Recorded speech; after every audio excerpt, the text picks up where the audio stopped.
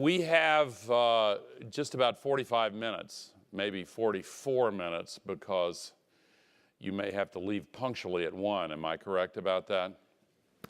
So I want to save most of the time for your comments and questions, to which I will do my best to respond.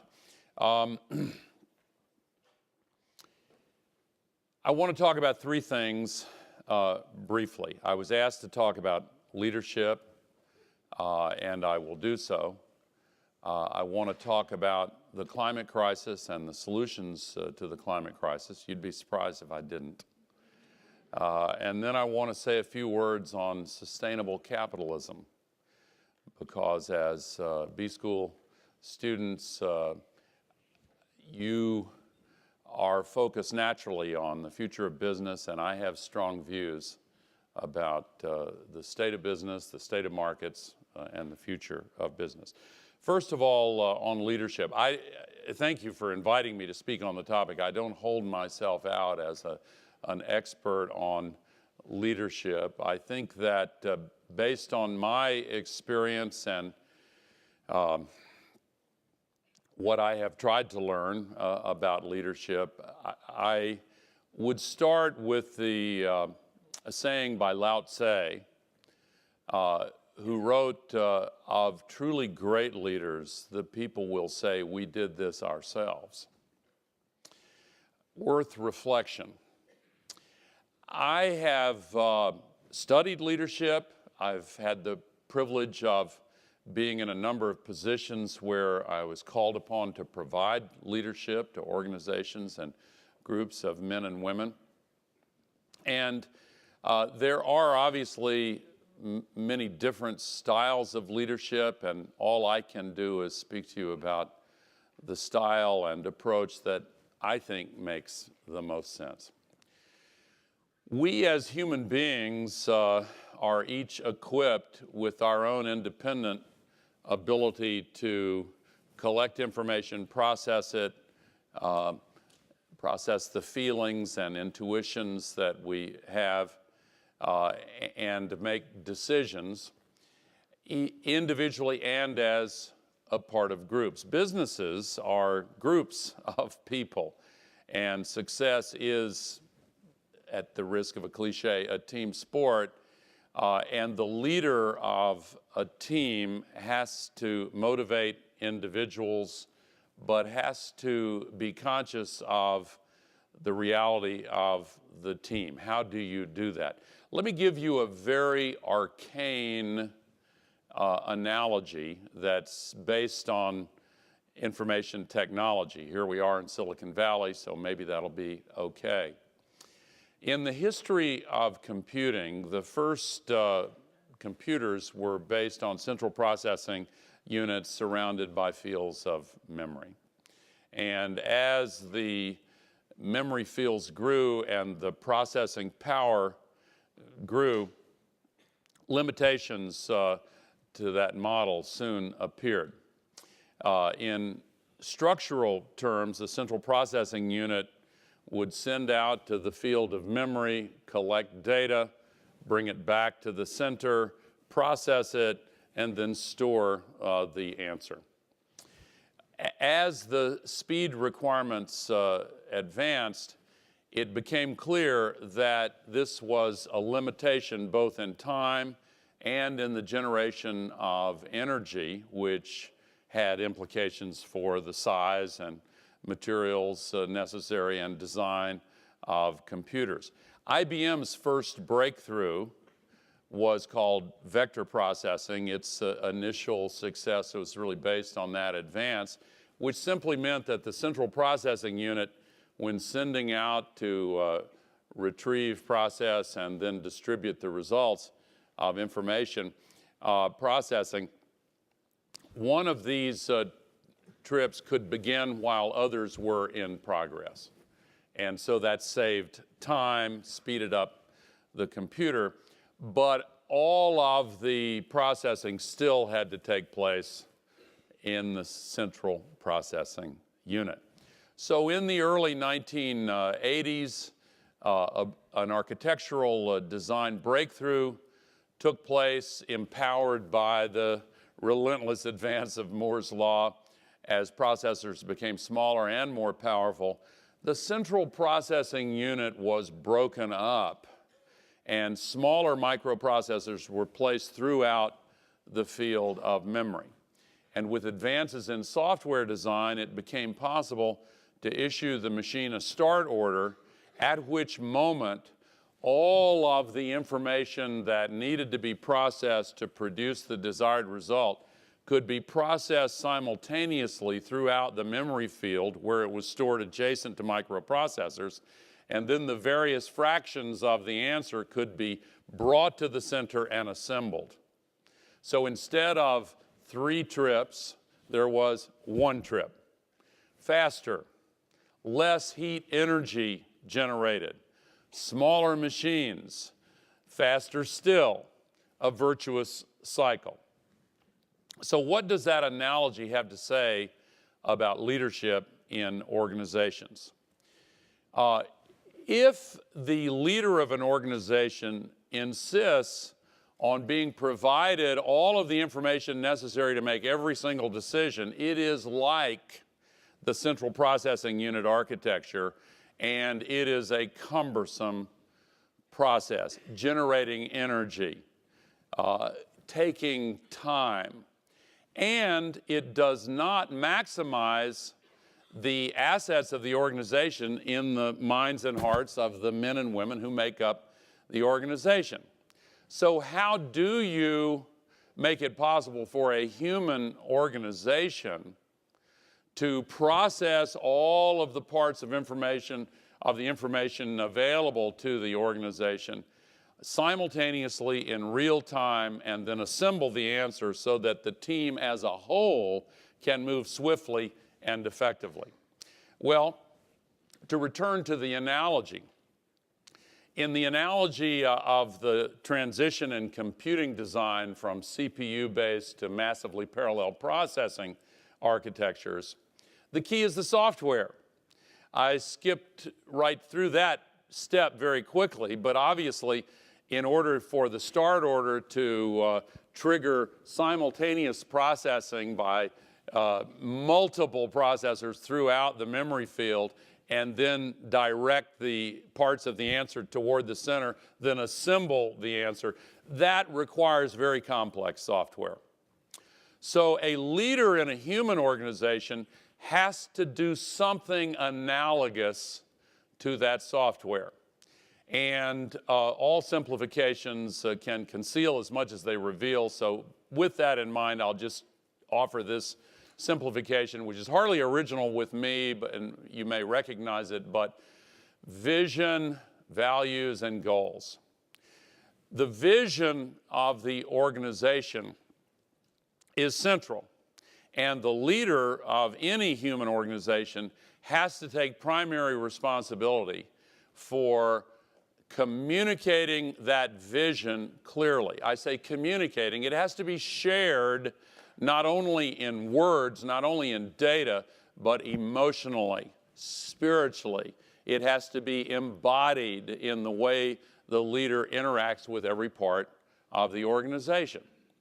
Secondly, values are central. There has to be an agreement as broadly and as tightly as possible among all the individuals in the organization on values. And what I mean by values is not just what the word instantly conveys, but also I mean it in this sense.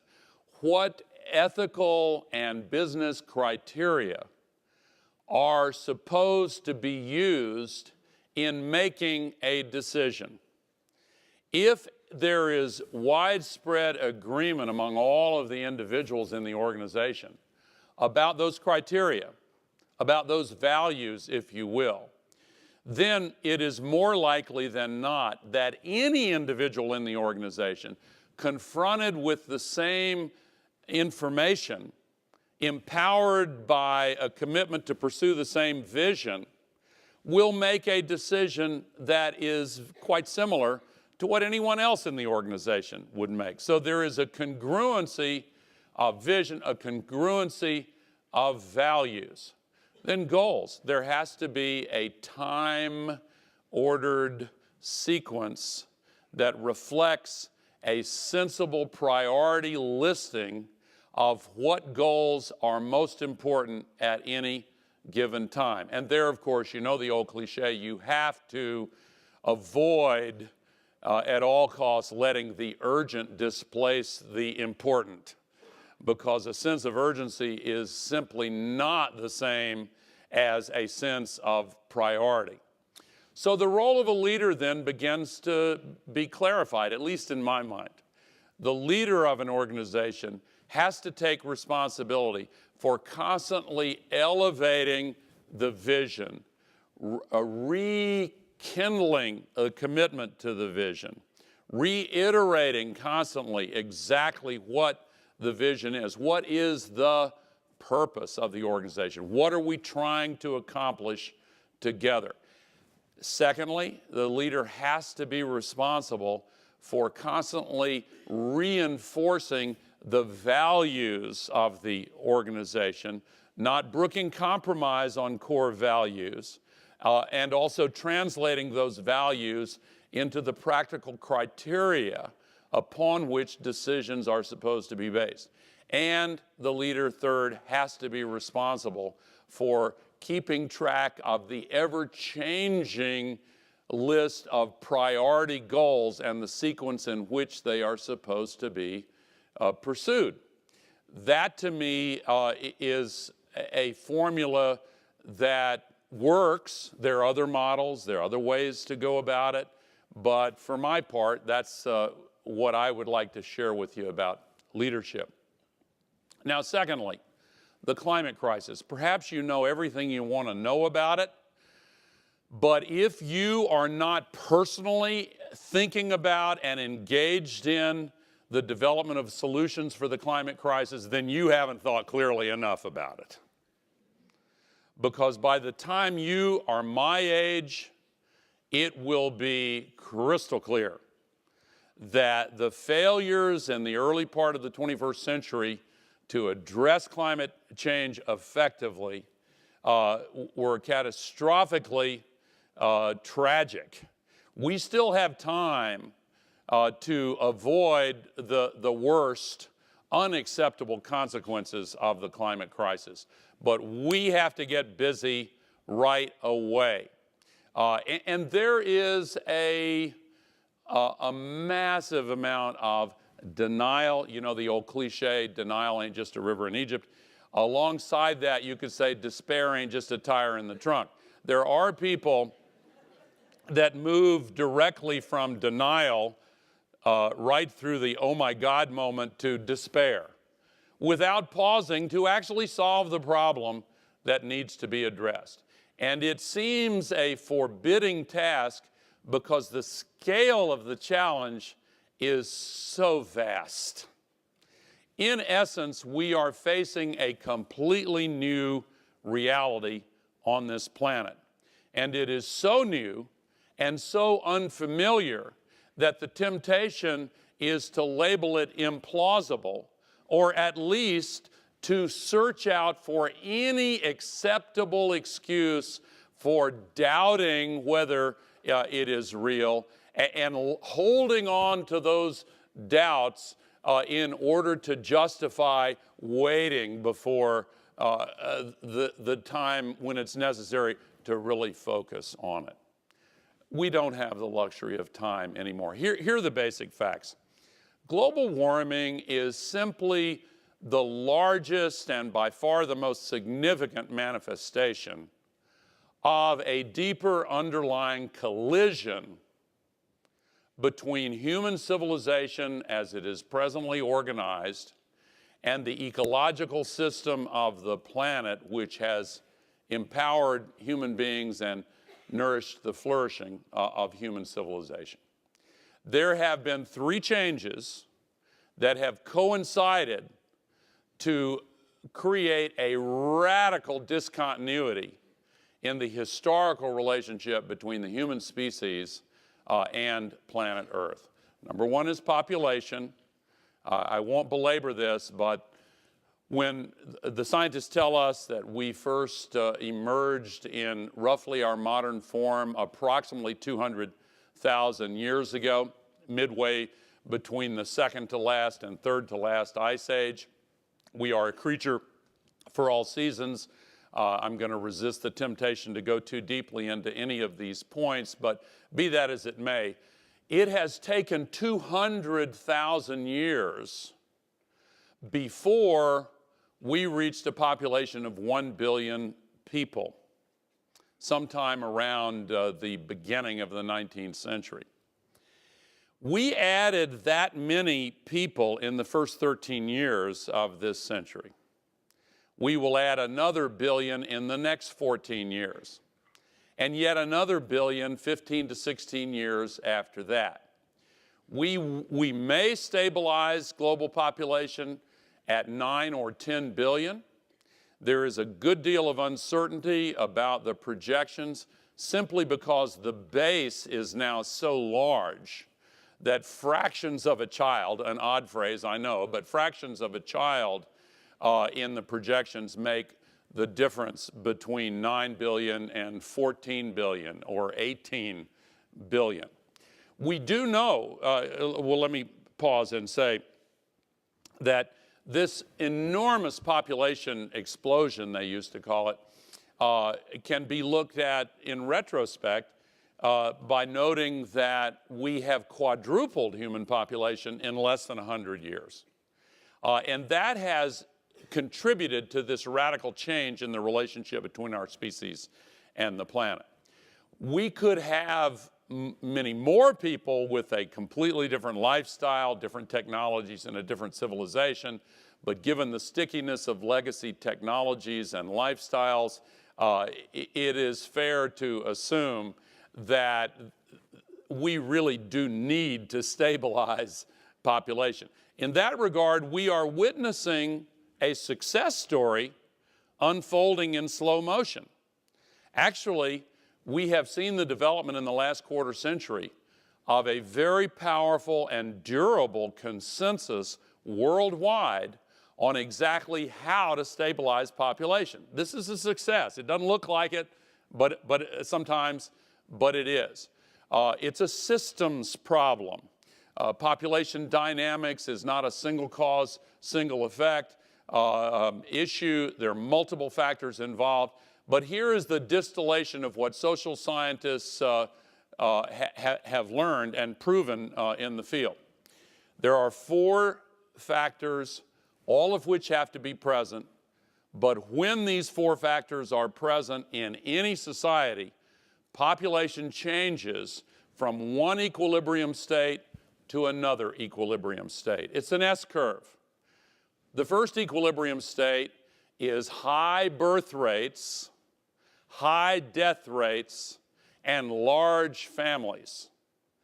Down the S-curve at the end of the transition, the demographic transition as they call it, there is a second equilibrium state. Low birth rates, low death rates, and small families. Small families are actually preferred by people. During the agricultural revolution, there was a premium on having larger families. There are many other factors involved. But basically, the challenge has been how to move societies around the world from one equilibrium state to the other. That's where these 4 factors come in. Number 1, the education of girls. Number 2, the empowerment of women. Number 3, the ubiquitous or nearly ubiquitous availability of fertility management techniques and technologies and knowledge. Number 4, perhaps most significantly, low child death rates. How does that last one fit in? If parents have confidence that their children will survive into adulthood and they have the ability to manage fertility, they're going to want smaller families. If, on the other hand, there is a high child mortality rate, then mothers and fathers will want to have large families in order to ensure that some of their children survive into adulthood, particularly in societies where there are not Social Security type programs, and family support is essential in old age. Now, the good news is we made a lot of progress in educating girls and empowering women. Not nearly enough, but we are on the right track all over the world. We have also made a lot of progress in reducing child death rates. Really quite dramatic progress. Where we have lagged behind is making fertility management available, particularly in places like sub-Saharan Africa, where the replacement rate is still much higher than the global average. Africa, as a consequence, midway through this century, not long from now, will have more people than either China or India. And at the end of this century, we'll have more people than China and India combined. But in much of the world, this transition, the demographic transition, has taken place. In all the developed countries, North America, Europe, Japan, etc., even in China, Brazil, the BRICS, the emerging economies, they're all, Mexico, they are all coming down this S-curve. So this is good news. It's a positive development. But those that are not getting fertility management have a right to expect that wealthy developed countries, principally the United States, will actually follow through on the pledges made to help them get access to fertility management. This is the one problem there. Anyway, that's the first factor. Even though it's a success story, the large increase in population has changed the relationship we have to the planet. Second, and far more significant, is the technology revolution that took a turn 150 years ago after the first industrial revolution, powered by coal. The first oil well was drilled a century and a half ago, and in the 20th century, the combination of oil and coal became the basis of energy in the world. And today, 85% of the energy used by Earth Inc., the global economy, comes from fossil fuels. And as a result, we now put 90 million tons every day of heat-trapping global warming pollution that's dumped into the atmosphere every 24 hours, as if the atmosphere is an open sewer. You know, in the 19th century, a great doctor in England was dealing with a cholera epidemic, which used to be one of the biggest killers. And he innovated a location-based data system and mapped all of the cases of cholera in London and overlaid it on the sewer system, and found that a single malfunctioning pump on Broad Street was the proximate cause of the cholera epidemic. Not long after that, Louis Pasteur discovered the bacteria that was responsible for cholera, and it is no longer the major cause of death in the world that it used to be. He connected the dots, and it traced to the sewer system. We have to connect the dots between the 90 million tons of global warming pollution spewed into the atmosphere every day, the decision to use the atmosphere as a sewer, and the resulting consequences of all that extra trapped heat. We're raising the temperature of the planet. In fact, the accumulated man-made global warming pollution now traps as much extra energy in the atmosphere every day as would be released by 400,000 Hiroshima-style atomic bombs every single day. It's a big planet, but that's a lot of energy, and that's what's evaporating much more water vapor from the oceans into the warmer air of the atmosphere, which has an increased holding power, holding capacity for water vapor. So when storm conditions release a downpour, the storms reach out 2,000 kilometers often and funnel these rivers of water vapor in the sky into these massive downpours that are breaking records all over the world, creating these floods. The same extra heat is pulling the moisture out of the soil, making massive droughts much more widespread and much more frequent. The extra heat in the oceans is powering much stronger wind speeds, which makes the storms more destructive, melting the ice. 50% of the Arctic ice cap is now gone as of last September. All of it will be gone in the next 10, 20 years. And that's changing the pattern of the jet stream and the storm tracks. It is disrupting the timing of precipitation events and the clockwork of rainy season, dry season, alternation in developing countries, disrupting sustainable agriculture, not sustainable, subsistence agriculture in countries where that is the principal occupation. The melting ice raises sea level, you know the rest. Moves disease vectors from the tropics and subtropics into the temperate zones, and the list of horribles is actually much longer than that. The tendency in the face of such evidence is to turn away from it.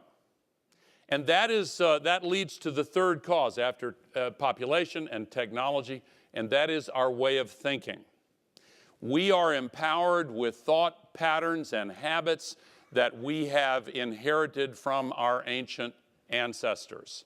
And as has often been the case in the history of civilization, our real challenge is to accelerate the emergence of wisdom that can be used to deal with new circumstances. We're built for that. We are creatures of habit. We do manifest the legacies of our evolutionary past, but we also have the capacity to rise above our limitations and to see clearly the changes that need to be made. One of the things that needs to change is our vulnerability to short-term thinking. Now, our present culture in business, in media, in politics, in almost every realm of life has now magnified this tendency to focus on the short term and made it a very serious problem. So let me use that as a segue to the third topic that I'll cover very briefly and then open it up to your questions and comments. Sustainable capitalism. Short-termism, you no doubt have already identified that as a buzzword. It is an extremely serious problem. One of our leading business research institutions, B&A, conducted a famous study a few years ago in which they asked CEOs and CFOs a whole series of questions. One of them was a hypothetical. Here's an investment you can make in your business, the question began. If you make this investment, your business will become more profitable, stronger, more sustainable, more resilient. It meets your internal investment targets, but there's one issue. If you make this investment, you will slightly miss your next quarter's earnings projection. Given those facts, will you make the investment? 80% said no. That is functionally insane. It truly is, because it hurts the shareholders, it hurts the employees, it hurts the communities where the business is operating, but it is now a routine decision because, of course, missing a quarterly earnings projection leads to a reduction in market capitalization, and whatever benefits come from focusing on the long-term buildup of sustainable value can be wiped out given the way financing markets now operate. So what do we need to do to reform capitalism? Let me first say, it hardly needs to be said, particularly in this group, but capitalism is the best way of organizing economic activity ever created. It allocates resources efficiently, balances supply and demand, is more congruent with higher levels of freedom in human societies, and perhaps most significantly, capitalism unlocks a higher fraction of the human potential with a ubiquitous set of organic incentives that routinely reward hard work, initiative, creativity, and innovation. But in spite of those well-documented strengths, which have made capitalism the base of every successful economy in the world, and there are different varieties of capitalism, but in essence, it is ubiquitous now. But in spite of those strengths, capitalism is increasingly being associated with a series of problems. Growing inequality. Almost everywhere in the world, the US, Europe, Japan, China, India, Brazil, almost everywhere in the world, inequality is growing beyond the normal levels. Inequality is endemic to capitalism. It's good. We should have inequality. That's part of the design. That's part of why this system of incentives works. But as with inflation, if you go from a normal level to a hyper level, hyperinflation soaks up so much energy and so many resources that the normal functioning comes almost to a halt. Hyper inequality is threatening to both the capitalism and democracy. Since the recovery, such as it is, began after the recent Great Recession, 93% of the additional income in the United States has indeed gone to the top 1%. That's not an Occupy Wall Street slogan. That's a fact. And while these flows of income have been channeled to the top, middle income families have been struggling and are increasingly struggling. Okay, this is not a political polemic, it is an observation. And the consequences of this, again, are threatening to democratic capitalism. What else? A series of disruptions in the global economy occurring with greater frequency and at higher magnitudes. Misaligned incentives, where not just principal agent problems, but misaligned incentives that lead to allocation decisions and investment decisions that, again, don't make good, rational sense. These problems need to be addressed. An increasing focus on the short term, as I said earlier. So what should we do? I think that there need to be some significant reforms in the design of markets and in the design of capitalism.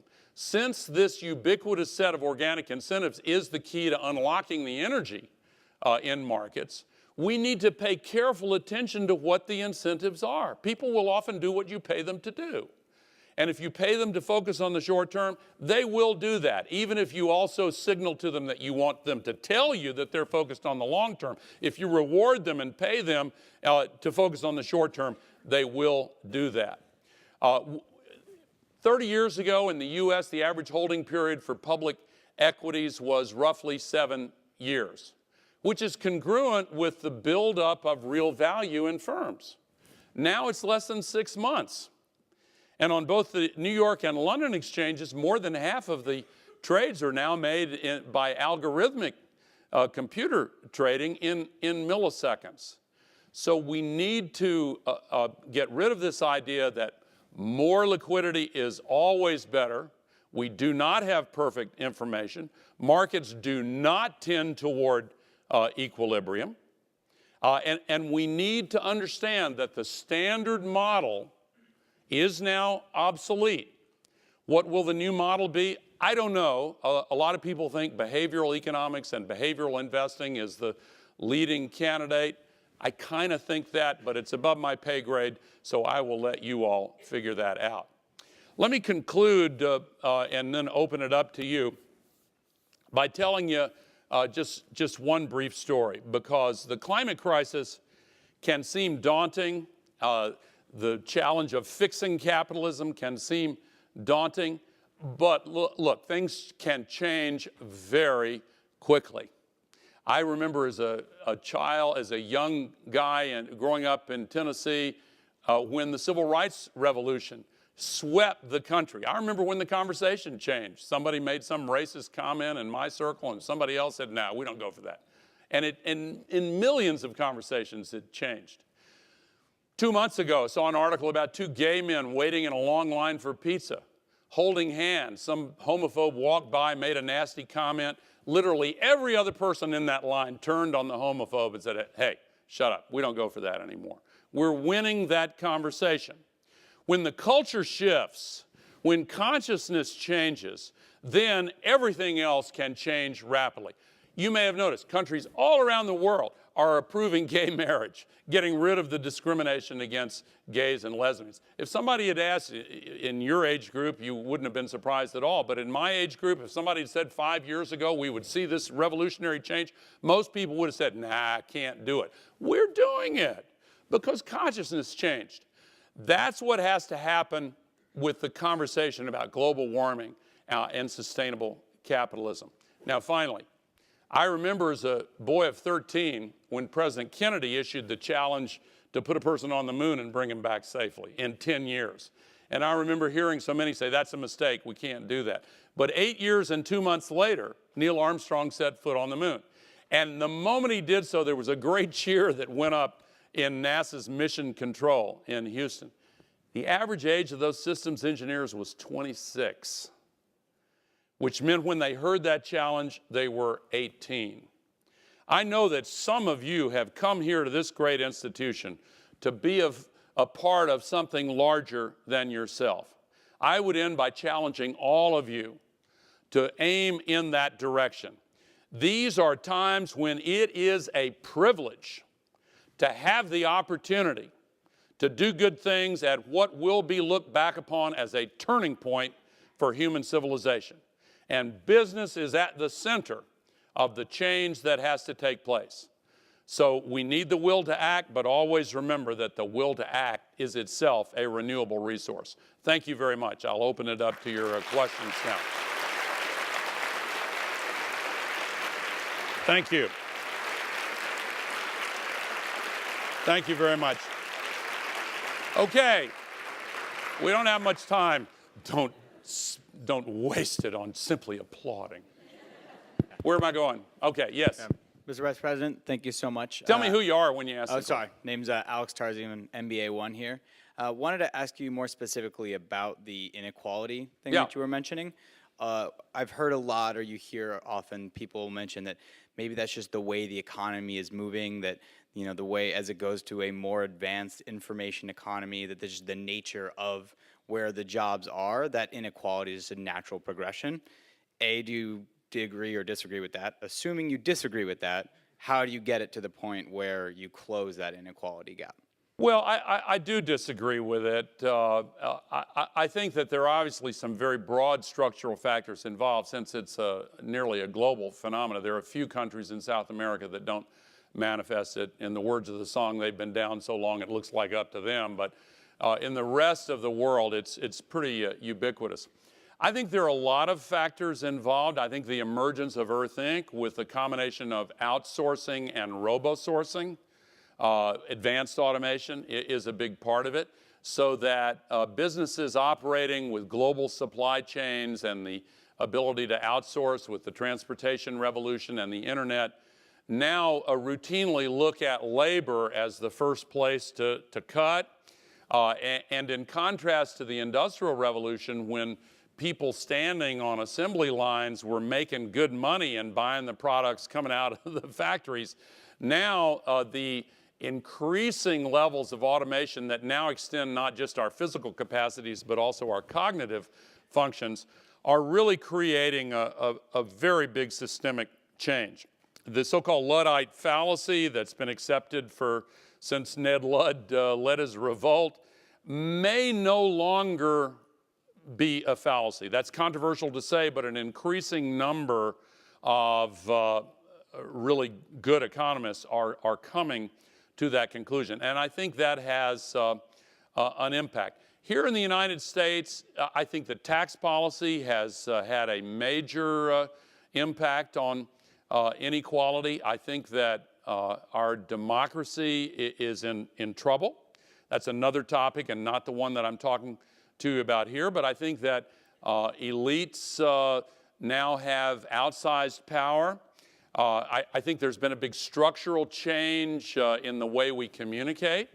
The revolution of the printing press really led to the Enlightenment and the emergence of representative democracy. The shift in the last third of the 20th century to a television-based ecosystem really changed that. There's a bottleneck through which you can gain access to the public's mind only if you have huge amounts of money.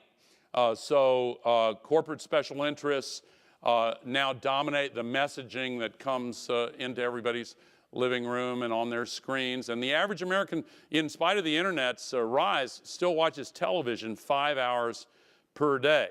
Now, as the internet gains momentum and scale, television will sink into the digital universe. You're seeing it begin to happen now. And the architecture of the internet-based information ecosystem is similar to the print ecosystem in this sense. Individuals have very low entry barriers, and once again, reason can be lifted up as a substitute for wealth and power. And then changes in labor markets and tax laws and political systems can once again begin to reflect the public interest. But one way or another, these levels of hyper inequality are unsustainable. And they're very dangerous, as I said, both to democracy and capitalism. Hi, my name is Branca, MBA 2. I'm from Brazil. I'm curious about your point about increasing focus in the short term. And I hear a call to action to future business leaders. And I just wanted to understand, how do you think about the public sector and the private sector, at least here in the US, and how these two should coordinate to make sure that we can change that mentality? Yeah, obrigada. I think that the dividing line between private goods and public goods is in need of clear focus and attention now.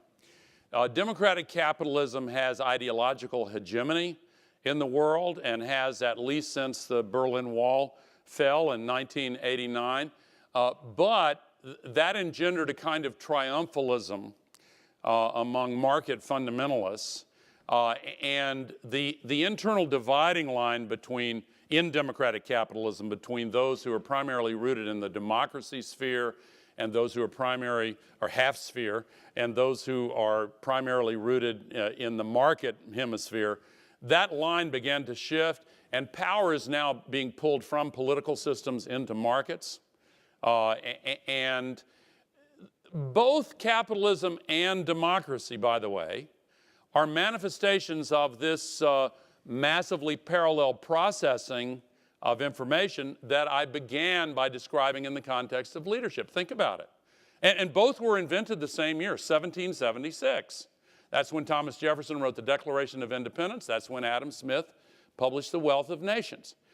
And in both systems, you see the independent decisions of multitudes of people collected to harvest the wisdom of crowds in democracy and the invisible hand in markets. Both systems have been hacked. And I don't know if you've seen the work of, he's long since dead, but Mansur Olson is one of several theorists who has described how elites over time, during long periods of stability, tend naturally to accumulate more power and influence. That's happened in the political system. It's happened in the market system. I do think that one of the solutions to inequality and growing structural joblessness is going to be to put new emphasis on the generation of public goods. Now, let me say one other thing briefly. The dashboard, the compass, the metric system that we're using to guide economies is completely whacked. GDP and the national accounts that are derived from GDP and business accounting. In 1937, the creator of gross domestic product, Simon Kuznets, was honored for it, and he said, "Thank you very much. I know it's in advance. Really, it really was." But he said, "Please do not use this as a guide for national economic policy." Why? Because it's a heuristic, a $10 word that means shortcut, but a little more than that, a shortcut that becomes embedded in our thinking, and we think it's the whole thing, but it's a shortcut. GDP leaves out a lot. What does it leave out? does not take into account pollution flows, environmental externalities, does not measure the distribution of income, so inequality doesn't show up on the dashboard. If we get an increase in national income and 93% of it does go to the top 1%, that's a big win for all of us, right? Well, no. But on the dashboard, it looks like it's a big win. What else is left out? Well, depletion of natural resources, but here's the one that I'm getting to. In addition to negative externalities like pollution, positive externalities are left out. So that if a community or a nation invests in education, mental health care, community building, etc., that shows up as an expense. But the positive benefits that come flowing back into society are not measured. They're not put on the balance sheet. And so when we face a fiscal challenge to rebalance the books, you want to cut that spending but if you have no knowledge that you're also eliminating all of those benefits, infrastructure, people understand that that's a public good because it's measured derivatively from the stuff that is on the balance sheet that depends on the infrastructure. But education, mental health care, these other things, they're not measured. So we really do have to take a close look at this. Now let me say, we're going to run out of time, but I want to challenge all of you to use the skills and talents that you're acquiring here. And congratulations on being accepted here, on being able to stay here, on doing what you're doing. But to whom much is given, much is required. That's another cliche. But I want to leave you today. I know that they're going to, I don't know if you ring a bell or blow a whistle or what, but I don't want to be caught standing while everybody gets up and leaves. So let me just conclude by thanking you for the opportunity to spend this time with you. I'm very, very grateful. But I want to conclude by challenging you. We need your help. This is really and truly a moment not only unlike any other, it's different in kind. This is a moment when all of us really have to rise to an unprecedented challenge.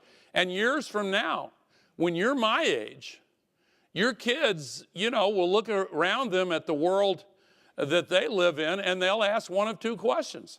If there are hundreds of millions of climate refugees and failures of governance in countries around the world and rising seas and stronger storms and deeper droughts and bigger floods and a collapse of civilized norms in different places, challenges to the food supply and the waters, they would be justified in asking you, why didn't you do anything about this? But if they look around them and see a world in renewal with a massive shift to renewable energy and efficiency and whole systems thinking and a sense of hope in people's hearts and a regeneration of the life and vitality of the earth and of human populations, they will ask you, how did you rise to this challenge? And you have to decide which of those questions you want to answer while you're here.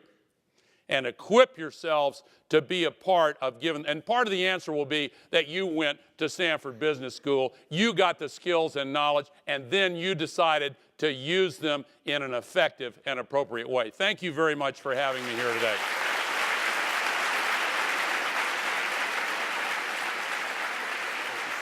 You bet. Thank you. Thank you.